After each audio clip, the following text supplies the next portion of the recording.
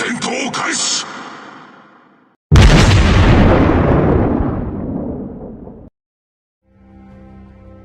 it going, everybody? PigBay here, PB for short, and today we're going to be talking about the Borodino, a new Tier 8 premium Russian battleship.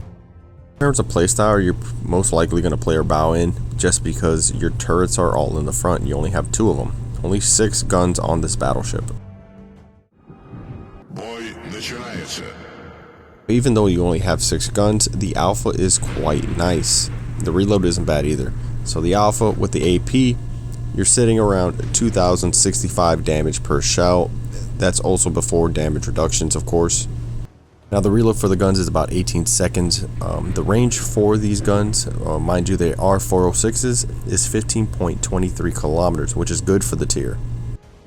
Onto the ship's skills, you're getting a radar 3, which is a 9-kilometer radar, which is, you can catch people off guard, as I will do that later because people don't know what this thing is.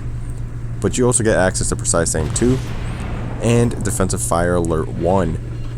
Now the thing with that Defensive Fire Alert, your large caliber AA is absolute trash. It has a rating of like 47. Your small caliber is pretty good. It's sitting at 312, so it's not bad. You're gonna end up shooting planes down after the strike, but you're not stopping the strike. The other thing with this boat is that it also gets access to an extra damage control, so you're gonna take in a battle 4 instead of the usual 3, which is really going to help the survivability of the ship in the long run. The way I set mine up, my Borodino, is I took dispersion in slot 1. Now the reason I do that is just because you only have 6 guns, so you want them to be as accurate as possible.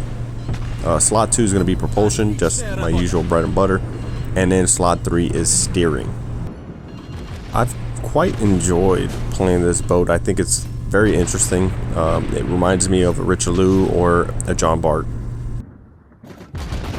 Part of the beauty of having these quick firing guns is the ability to secure some kills very quickly. For the accuracy of the guns, I would say they're pretty accurate. Every couple of salvos you'll have a very troll salvo, but it's, for the most part, it's pretty accurate. Now onto the match.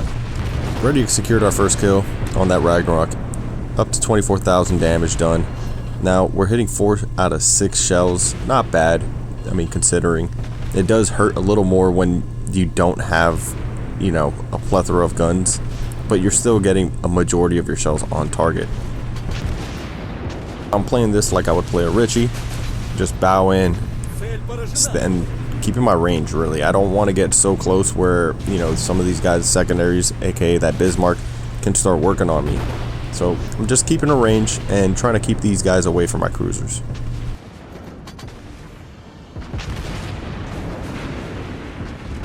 I'm going to pause the screen right here. While editing this, I didn't realize how close I was to killing this Monarch. Monarch gets taken out.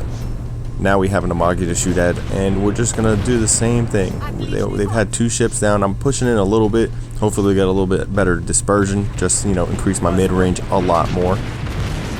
More astute of you would notice that I've taken off auto-aim quite a bit this game.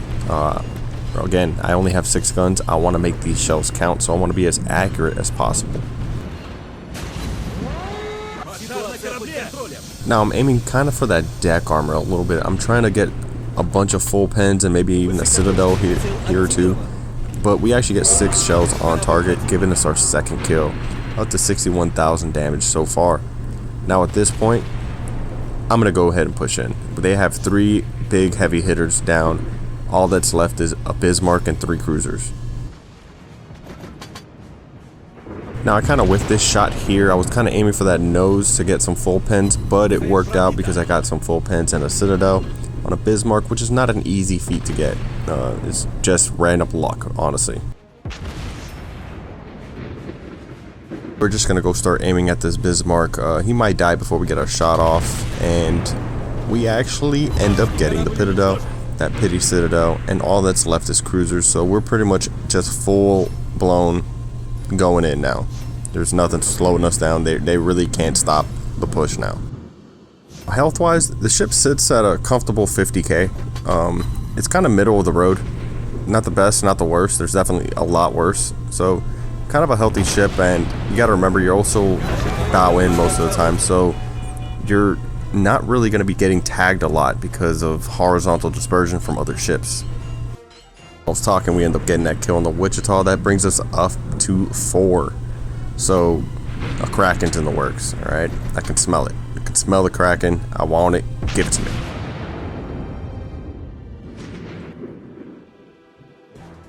Unfortunately, we get a full pen and a bounce. Yeah, RNG wasn't in our favor, but hopefully we can move in a little closer, get a little extra damage on that guy, because he doesn't know we have a radar. So we have that element of surprise. While closing the distance, I might as well take a shot at the Cleveland. Get a bunch of good damage out there, up to 90k. Now at this point, I'm not really sure what the range of radar 3 is, so I'm just gonna get to like 6 kilometers and then like pop it. And there he is, full broadside, not expecting what just happened, and we get the Citadel and a bunch of full pens to get our Kraken unleashed. He did fire torpedoes, but I think I'm perfectly narrow enough to fit right through here, and it looks like the Cleveland stopped moving. I don't know if he gave up and was like, alright, this is kind of over, it's a raffle stomp, but we end up getting the kill on that as well, bringing our total up to 113,000 damage done, 6 kills, and a well-deserved MVP. Unfortunately, thinking back, especially after editing, we almost had that 7-kill game. We were so close. Couple more shells, get full pens, that would have been it, because it was 3 out of 6 shells that hit that Monarch, and we didn't get our 7-kill game.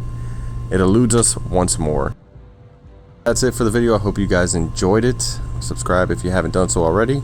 But yeah, until next time.